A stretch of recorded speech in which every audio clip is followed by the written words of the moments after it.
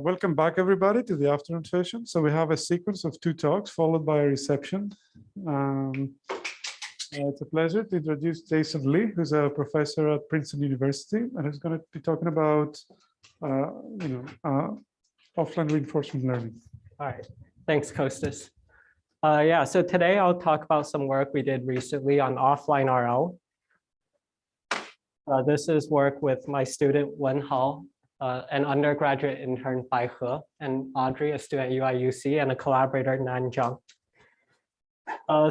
Okay, the usual boilerplate, RL successful, blah, blah, blah. Okay, what is an MDP? Let me just skip ahead. What you have is an agent. It's essentially a collection of bandits indexed by the state. Then my hamster, he chooses an action. He can go up, down, left, right, or sleep. He likes to sleep, but he wants to get to the peanut butter also. Then he's navigating this maze, and eventually he'll get the peanut butter, and then he's really happy. But he can also just choose to rest once in a while. Maybe he's slightly happy. Okay, so basically he follows a policy, which is a function indexed by the state, and then that chooses an action, and then he sees a reward, and then he moves. Okay. This is just some standard. The value of a policy is basically if you run the policy, how much reward you get. And the Q function tells you essentially, if you take an action and then run a policy, what is your reward? And all of these expectations are under the policy. And then I'll work in the discounted RL setting. So everything here is standard. So a slight distinction. In this talk, I will be talking about offline reinforcement learning, which I'll distinguish from the online case. In the online case, you get to interact with the environment. So you can change the policy and you can explore the environment. So in some sense, it's a easier problem because you have greater control. Instead, I'll work today in the offline setting. In the offline setting, what you observe is just a data set of quadruples. It's like you have a state, action, the next state, and the reward. Okay, so you can just think of this as like statistics. You're going to get a data set of these quadruples, and the goal is to try and extract the best possible policy you can given these quadruples. So there's no further interaction with the environment beyond your data set. So truly, this is a statistics problem. There's no online learning aspect. So the difficulty in most of RL these days that we look at is the state space is too large. So like, for example, in Mario, there's something like 256 to the power of 256 times 400. Go is similarly big, something like 10 to the 700. So the state space is huge. Super Mario's harder, I think, at least by this count. Yeah, I stole this from Simon, so if it's, blame him if actually Mario is easier. I think it is easier, right? Super Mario, yeah. Should be easier. I thought so when I was a kid, at least. Should be. Oh, there's simulator, you said? I mean, Mario is single agent. Single agent, okay, and Go is multi-agent. Fine. Yeah. Okay, so surely, RL should have been solved when the state is not so big. So let's look at the best bound for offline RL when the states in the tabular case, that is, you're just something like linear in the states times some horizon factors and some distribution shift factors I'll talk about in a second. I went in Mathematica and computed this. It's bad. You can see this is 1/12 of the output. This is truly numbers, like, these are numbers. It's got a lot of digits. Yeah. Okay. So, just the number of states is astronomical. Forget like whatever it is, number of particles in the universe. We're talking like way bigger than that. Okay, so of course, the way to address this in practice, to address every practical problem is deep learning. Deep learning solves everything. So what you do is function approximation. So in supervised learning, what we do is, that's supposed to be a cat. That's a terrible image.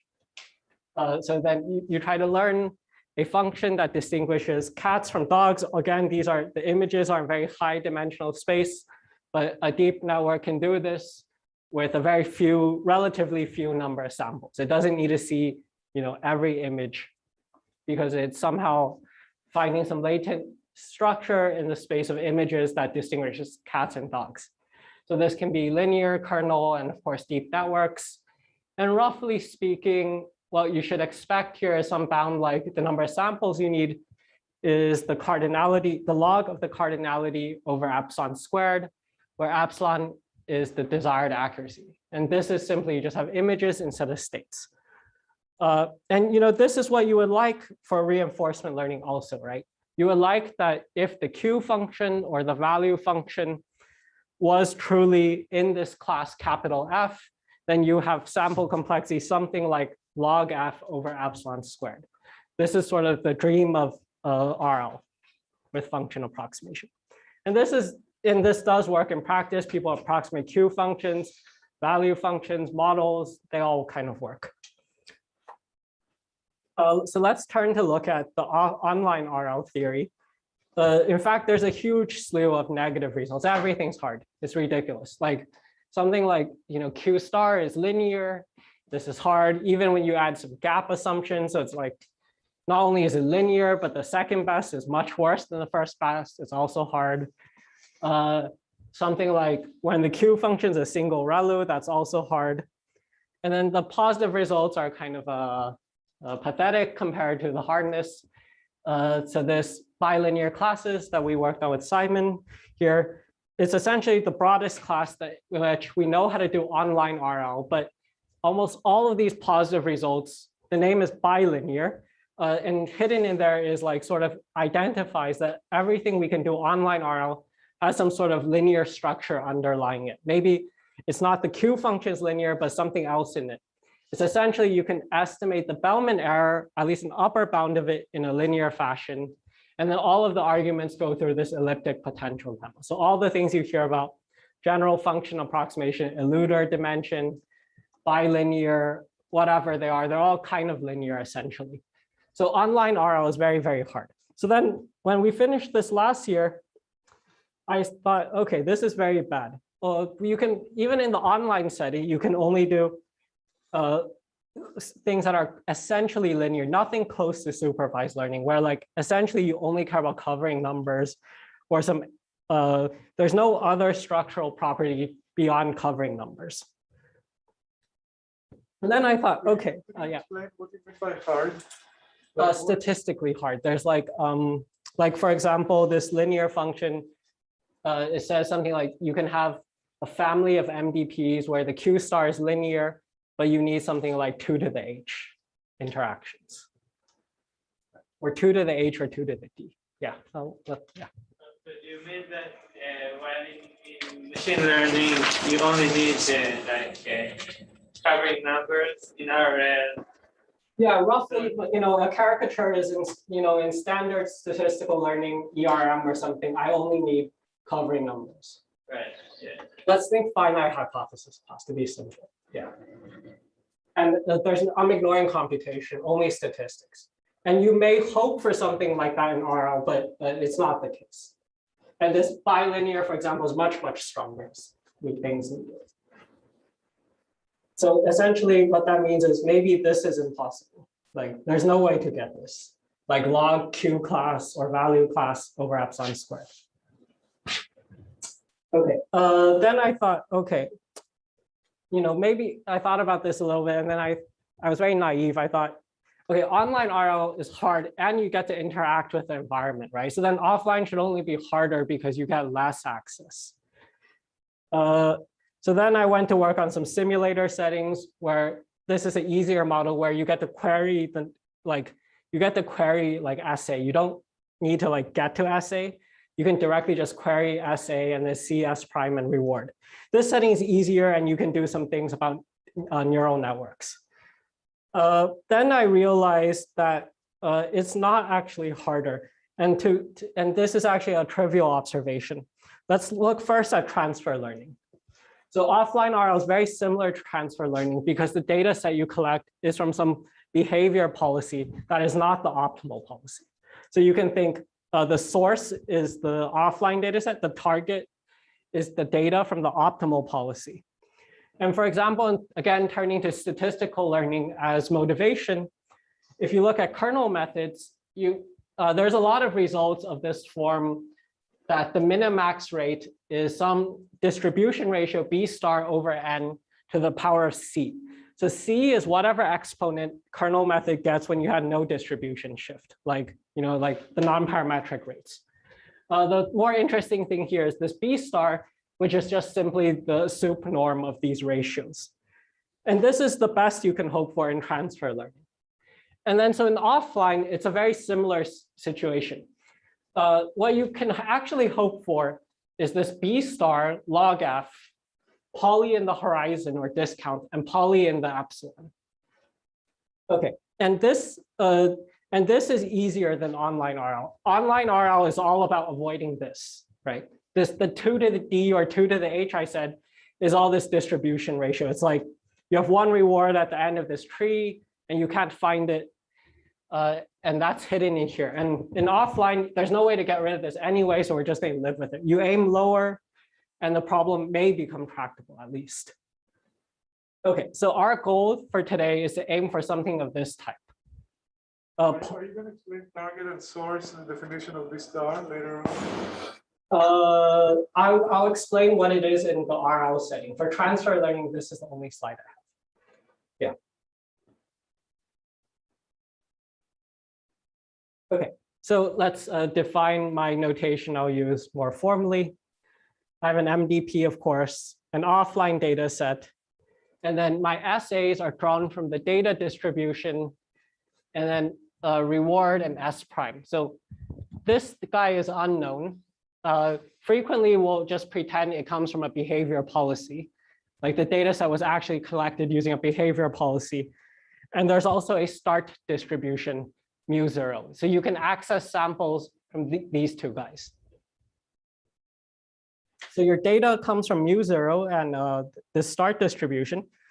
And one very important distribution is this occupancy or discounted state visitation under policy pi. This is like you play pi forever, and it's this. It's like where you end up when you play pi, up to discounting.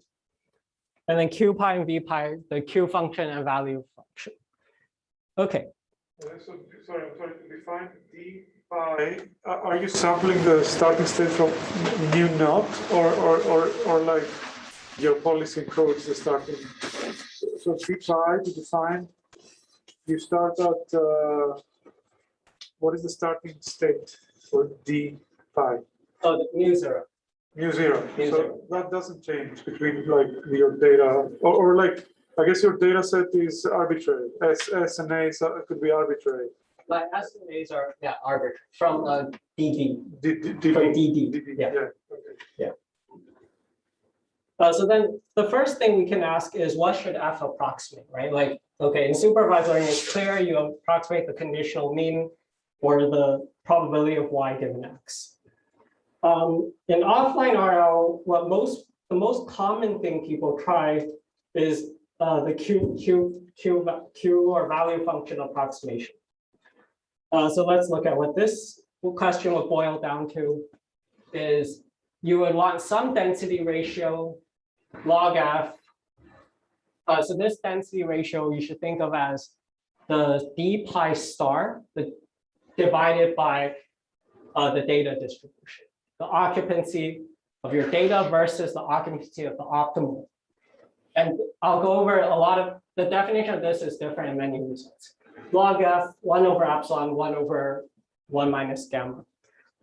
This is what you should kind of hope for. Very, very recently, this has been shown to be impossible. It's something like you can have, there's a family of MDPs with a very small number of actions. The distribution shift is very small. There's only 2 Q functions, and you need at least S to 1/3 samples to get some constant accuracy. So basically, they showed that if the only assumption you have is that the Q star is in the family, this is still hard.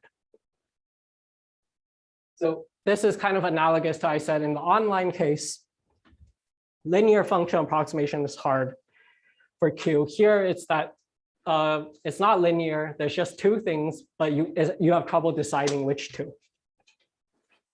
And this B star, it even holds under stronger assumptions of B star. And I'll go over what these stronger assumptions are in a second. So the point here made by these guys is that somehow value functional approximation is not enough. Okay, so let's see how to proceed. Of course, lower bounds shouldn't ever discourage you. The whole point is to circumvent lower bounds. And the literature, in fact, already does have many assumptions that circumvent lower bounds. And I'll talk about the two I'll focus on that are the most common are called completeness and concentrability, which is another word for these distribution ratios. So let's first go over what completeness is. So completeness is completeness says that if you take the Bellman update, the Bellman backup operator, you stay in the function class. Okay, so it's kind of a notion of like, I don't have very good intuition for this, but it's sort of what happens is that it prevents an error propagation if every time you stay in the function class. However, it's not very desirable as an assumption if you look at it, because the key of sort of agnostic learning is that when you use more expressive function classes, you reduce your approximation error. Here, when you measure approximation error by violation of completeness, like F minus TF, and how far is that from big F? By adding things to F, you can violate it more because now you need to be complete also for this additional function. Like you can't do something like, okay, I take F, I apply Bellman to it. Now TF, I add TF into my function class, but now T squared F needs to be in it and so forth. So what you could end up happening is that you can't sort of just satisfy this assumption by using bigger function classes. And there's also some empirical work that what they did is they used self-supervised learning or pre-trained representations. Actually, not it was supervised representation learning. They used pre-trained representations, and they showed empirically that you fail terribly, although you're realizable, but you're not complete. Okay, and so a common justification for why completeness is sort of acceptable is that it's frequently argued neural nets and kernel methods are universal, so then you have to be complete, right? This sounds correct, but then if you think about it for 20 seconds, this is terribly wrong because you need to use function classes of bounded capacity in some sense, either RKHS norm balls or finite capacity networks. And these Bellman operators, there's sort of no reason that you can preserve the complexity. Even for linear functions, you can grow the norm of the parameter, for example. So kind of, these are not closed in the sense of, if you take, universal approximator means that you can increase the capacity so it can eventually approximate everything, but like the quantifiers is all wrong here. Sort of what you need for completeness is that a single function class approximates all the Bellman backups. Okay, so a Bellman operator may not preserve the bounded complexity. And it's hard to design a function class to do this because the Bellman operator T depends on the model. So sort of, the whole point of doing value function approximation is the model free setting. If you knew the model, you could enforce completeness, but without knowing it, you don't know, like it should really be T subscript P applied to F. And then you don't know which functions to add because you don't know the model. That's kind of the fundamental difficulty. That being said, there are many algorithms that can, with pessimism, that work very well. The classical one, with completeness that works very well. The classical one is FQI, fitted Q iteration. And there's some variants like minimax fitted Q iteration. And what these guys can do is they can get something like what I said, B star log F over some epsilon, probably 4 or something.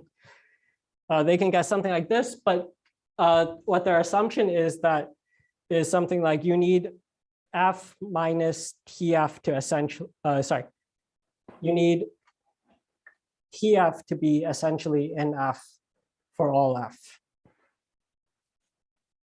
And you can be tolerant to approximation error violating completeness.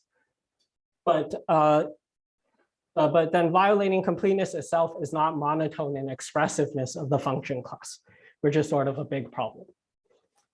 Okay, and the more recent one is Bellman consistent pessimism, which improves this number here. So there's many definitions that are very confusing. I'll review those in a minute. Okay, so these are sort of the three ways people measure distribution shift that are common in RL. The first one is kind of the best one. It's the data distribution divided by the optimal. So this is like kind of the analog of P target divided by P source in transfer learning. You would like to depend on this, and that's what pessimism buys you. This one is much stronger already. It says that your data distribution needs to cover all d pi, regardless of if it's optimal or not. That's already quite funny, because that's a very big space potentially. And then there's a very, very, very strong one, which is sort of like a single step. This is like, you run it for many steps. So this is like a single step version. Like you need to cover it for every transition for all SA. In just one step, you need to cover this. There's a SA missing here. So under the super strong version, there is a positive result. So they have something like under the super strong distribution ratio, and I missed a log F here. You can get polynomial sample complexity and everything you care about. The only issue is that you need this super strong distribution ratio. And the only example we know where it can be made to hold, like there exists a data distribution to make it hold, is when the transitions have low non-negative rank, which is a pretty strong assumption. Like the transitions factorize, and then you can choose the data distribution to be like the average of the rows of one of the factors.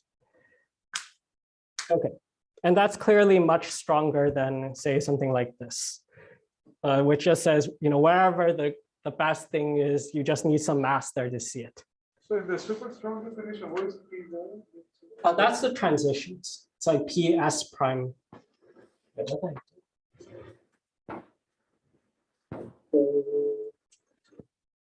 have a typo here.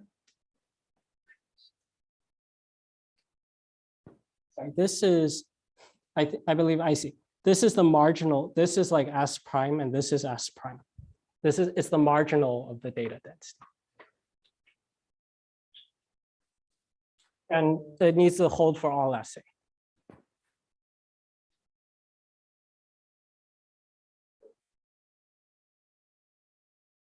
What does it mean exactly? So under the numerator is a true model. Right. It means that your coverage. So like, is it like everything's connected in the state space kind of? I mean. Yeah, you basically need that. Yeah, you basically need let's look at one essay, wherever it goes. You have to access the same. Yeah, you have to it's like every essay is almost the same. Uh-huh. It's a very weird assumption. This is a completely non-standard, not fairly non-standard assumption today. Kind of like you have access to every. From every essay you can access almost everything. Okay. It's roughly that. Okay. Yeah, okay, so the known example is when you have non-negative rank and you choose the data distribution is the average of the rows. Okay, so compare this to transfer learning, which is the case we would kind of, we know how to do, at least in the rough sense, is you want to get this ratio, this d pi star over dd, or target over source. So at least in transfer learning, that one it's easy, essentially trivial to get upper bounds. And for kernel methods, there's no lower bounds. But the way that people have recently figured out how to do this for very special models, for example, linear MDPs, is using a technique called pessimism that prevents it's sort of among all policies that are covered, you choose sort of the worst case, and this prevents some sort of overestimation. And this method is very good. It allows you, for example, to do general function classes under completeness, but lets you pay only this good density ratio, this B star. So the state of the field right now is that all the known algorithms that allow these weaker concentrabilities, the ones we kind of prefer, the single point or the all policy, they require completeness. So like FQI, fitted Q iteration, and this Bellman pessimism. And similarly, linear MDP satisfy completeness. So our goal today is to try and aim for to get this single point density ratio and to get rid of completeness.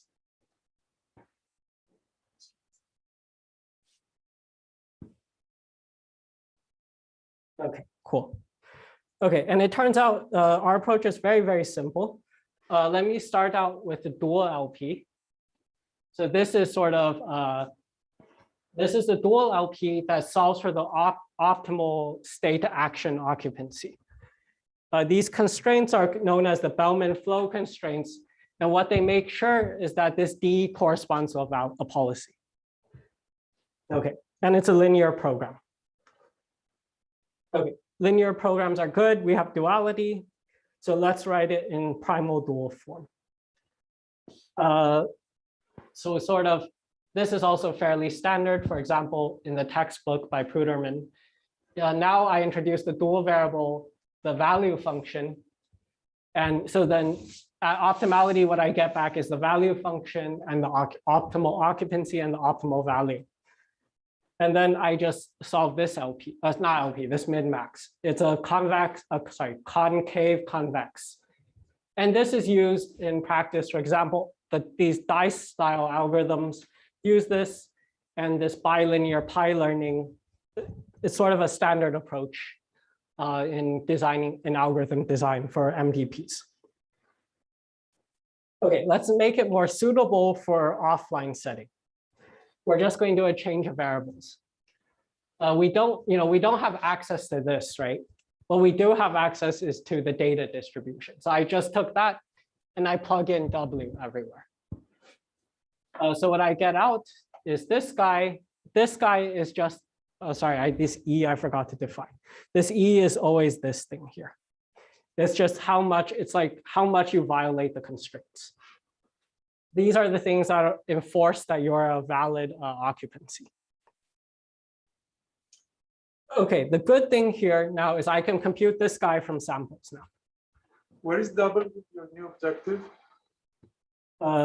Sorry? Where is double? Oh, sorry, it's in this E. Oh, well, sorry, it's. Oh.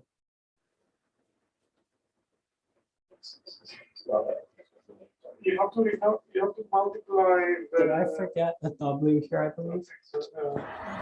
Yeah, I forgot a. Sorry. Yeah, I forgot a double check. Yeah. Just to be clear, this is linear W. Yeah, this is still convex concave. Because the change of variables didn't involve neither. It was just the data distribution.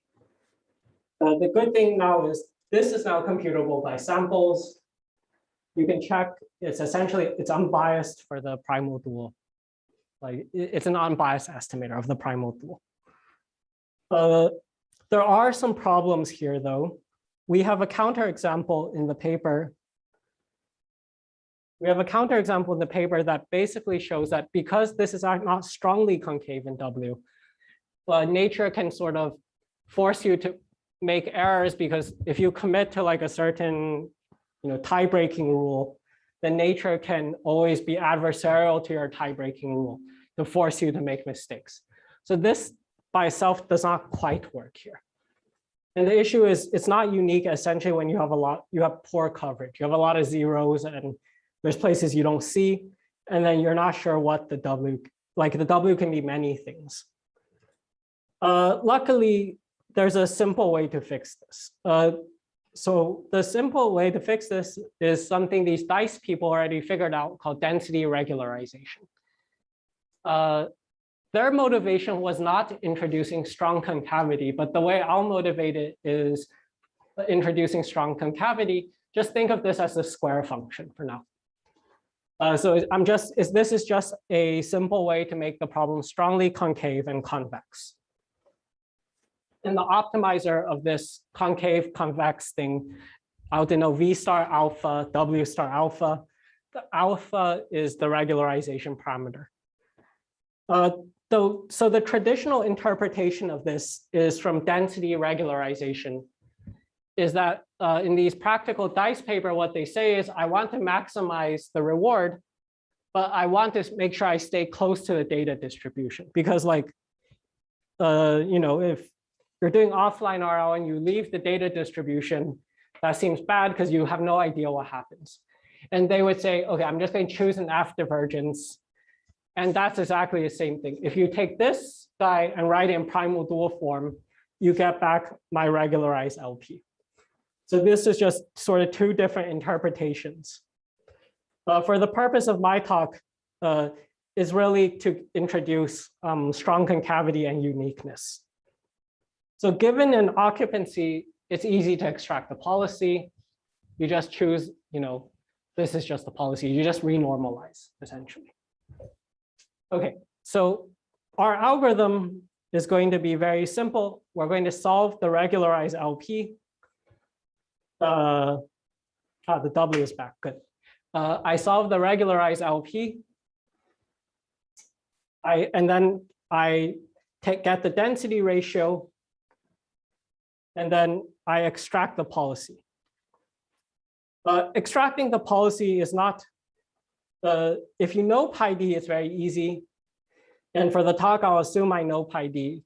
When you don't know pi d in the paper, we have a behavior cloning procedure, like a way like imitation learning that can extract it with some guarantees.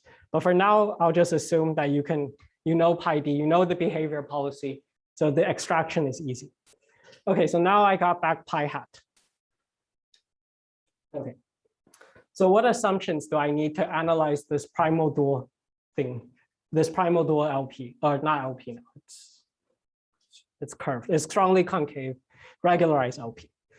Okay. Strongly concave, is it linear on the V, or is it? It's linear, convex, but linear. Yeah, it's linear. EV is linear, right? Yeah, it's linear. Yeah, we don't need uniqueness in the V because the policy extraction is all done from the doubling side. So the assumptions I'll need is that I will have the single point concentrability, but it's on D star alpha now. It's on the solution to the regularized LP divided by the data distribution needs to be covered. And the realizability now is also with respect to these regularized solutions. And notice I have two function classes now. I have one function class for the value function, that's pretty standard. And I have another one for the importance weights, this density ratio. Like in marginalized importance sampling, I would have this. So I have two realizabilities, which is sort of how I'm circumventing the lower bound that I talked about when you only had the Q being realizable. The F, you need some properties about boundedness and strongly convex, not very important. The square function is sufficient. And you need the function classes sort of to be bounded. This makes sense. This is actually, in fact, just this number here. It needs to be bounded. And the V function you can show is just because from an MDP property, it just blows up by a 1/horizon factor. So we'll also enforce the V function as a bounded class because we know in MDPs this is the case. Okay, so the key here is that we do get away with just realizability and this concentrability here. And I'll define this as the statistical error term. This is the result of doing uniform convergence on the primal dual objective. The more important term is just this one here. You just have log of the function classes over n, the usual rate. Okay, so that's characterizing. This is just some simple Bernstein inequality type thing on this, the sample versus the population primal dual. Okay, so the first theorem is that the policy we get is something like that epsilon stat divided by alpha and the strong convexity parameter. And this is competing with pi star alpha, not the optimal, it's the regularized optimal for now. Okay, so if you plug in the square function, what you find is your sample complexity is something like a bunch of some boundedness stuff times 1 over epsilon to the 4 over here. And then, but you actually really want to compete with pi star 0, right? The real optimized policy. And you can do this. This is easy. You just set alpha small, and there's some continuity or smoothness here happening, and it costs you in the rate. So you just set alpha small enough, and now your rate degrades a little bit from epsilon 4 to epsilon 6 times the size of the classes. But the good thing is you're actually getting the optimal policy.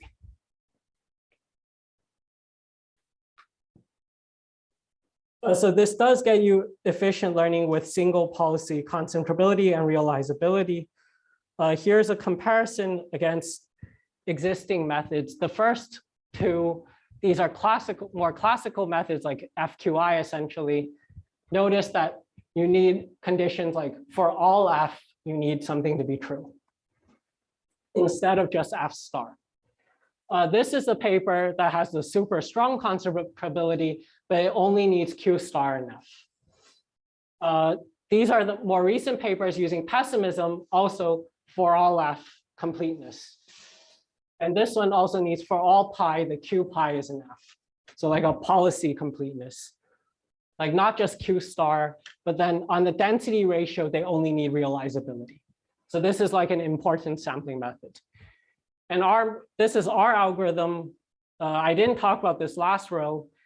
These are the ones I talked about today, is that when you set alpha small, you can compete against a regularized one or this one. And you only need various realizabilities. What is the difference between the operator in the top row tau and tau pi?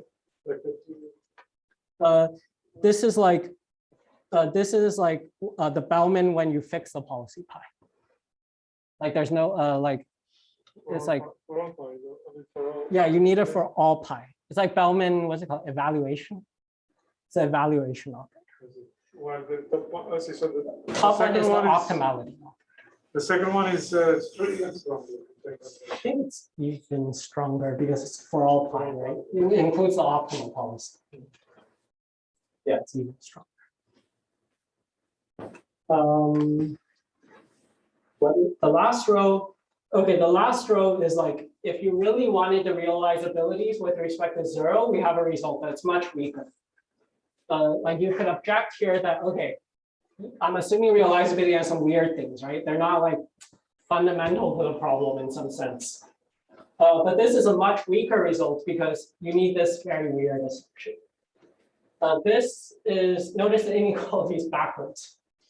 It's saying, you need to, it's saying that it needs a lower bound on this. So this is, they call this sometimes ergodicity in the literature. I have trouble interpreting it personally. And so I personally like these more. I'm fine assuming realizability of a weird thing because, as long as you make it, you get to the, I guess you don't know what the ground truth is anyway, right? You're just going to throw a neural net at it, make it big, and then it's monotone in the size of the net, and that's good enough for me. How much time do I have? 5 minutes. Okay. The proof is actually very, very simple. Sort of the basic idea is that you have function space which is like RS by RSA. This is the occupancy measure. This is the value function. If you can restrict to classes, and as long as they contain the optimum, you're still the max min point. So this is like, there's nothing magic here. It's just saying that you take subsets of you take like all space, tabular space, you restrict to subsets of the tabular. As long as I contain the optimum points, they're still max and min points or minimax points. As long as they belong to the set. As long as they belong to the set. I need the realizable, yeah. Okay, so given that the proof is very easy. The first step is just Hufting. You're unbiased, you do Bernstein or Hufting. The second step is that it's sort of like how you analyze ERM. You add and subtract some stuff, and then you can bound the W hat versus the W star alpha. Okay, and it's like twice the epsilon stat. This is just like, uniform concentration. Then you prove the ERM is within like twice the uniform concentration. And then given that, the strong concavity gives you a bound on the density ratio. And then this is all just perturbation. Now you bound the density ratio. The policies are a function of the density ratio. And turns out, if you do the algebra, it's a factor of 2 away. And then you use the performance difference lemma to show that if your policy is near optimal, then so is your value functions. Okay, and that's essentially the entire proof. It's really simple.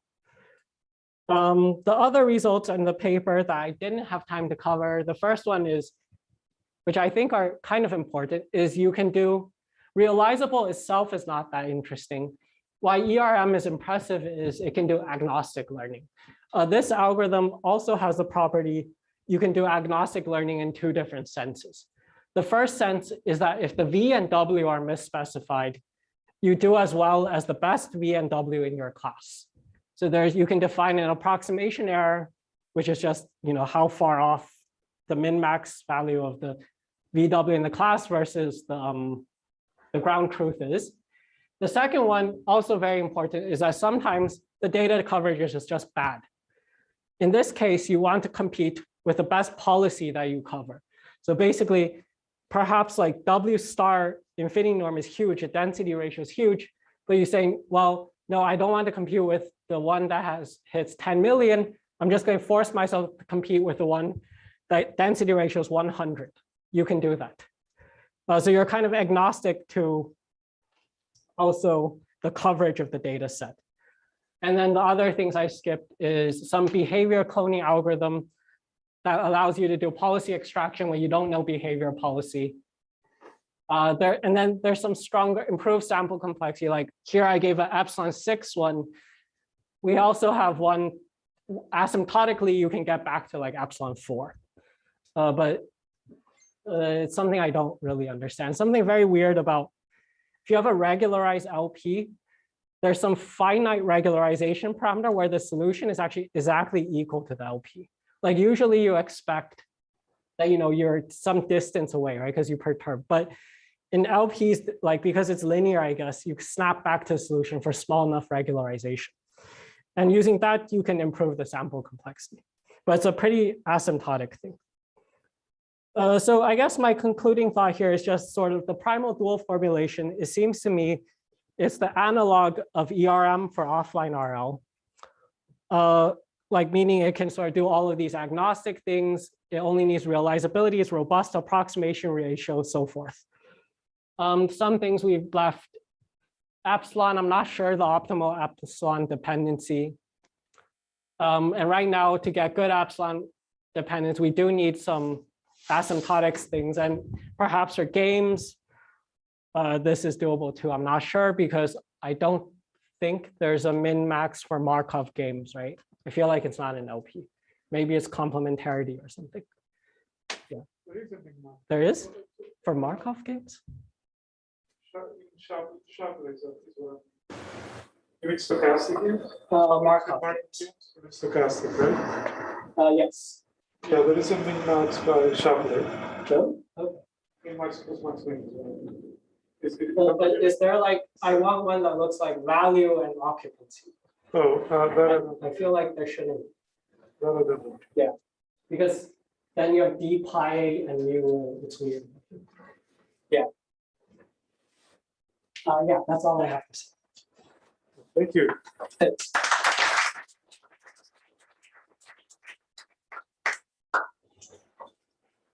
Thanks very much. Are there any questions in the room or online? By the way, I'm monitoring the online questions. So if you are online and you have questions, please write them. Any questions in the room? No? Great talk. For the agnostic results, if your approximation error is epsilon, do you get scaling with like 1 times epsilon or some larger parameter times epsilon in the bound? It's not an optimal constant. Okay, Yeah, it's not an optimal constant.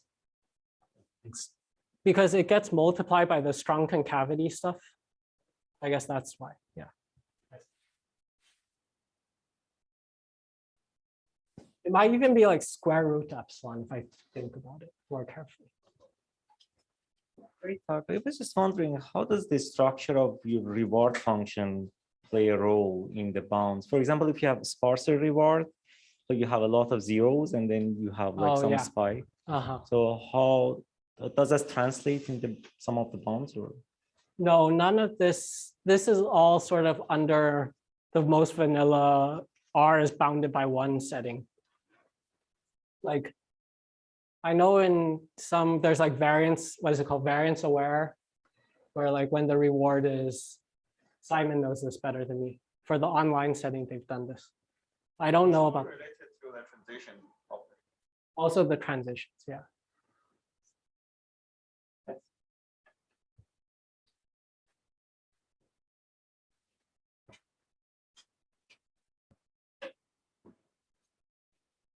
All right, so let's thank Jason again. So we have a T, so outside. So there's the daily tea time for Simon's Institute. So that's an opportunity to also see other visitors, long-term visitors of the causality program. So see you again at 3:15.